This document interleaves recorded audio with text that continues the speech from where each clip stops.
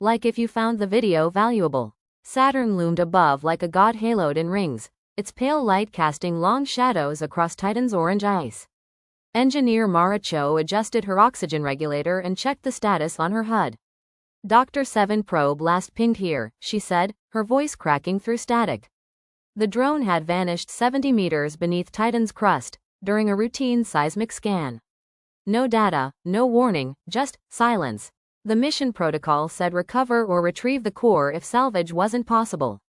Simple, cold. Mara descended into the borehole, her boots magnetized to the steel rungs lining the narrow shaft.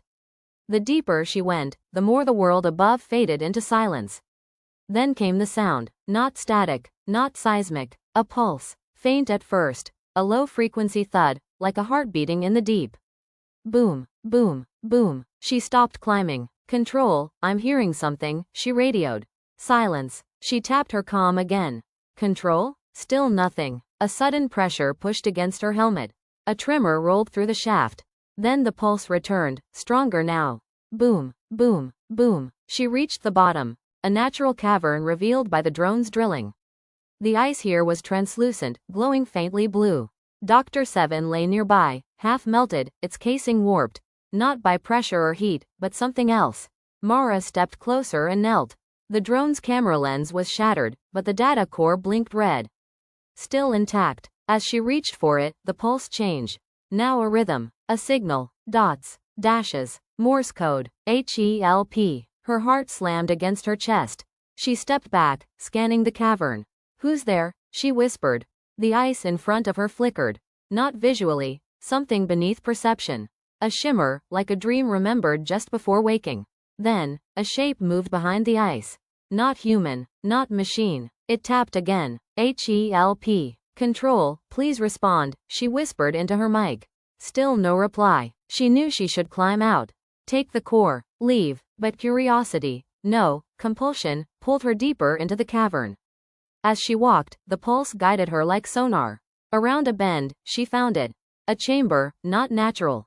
Geometric, built, and at its center, something hovered, a crystalline structure pulsating in rhythm. Not a machine, not entirely, a being. It shimmered with every beat, like it breathed the cold. As Mara approached, her visor HUD glitched.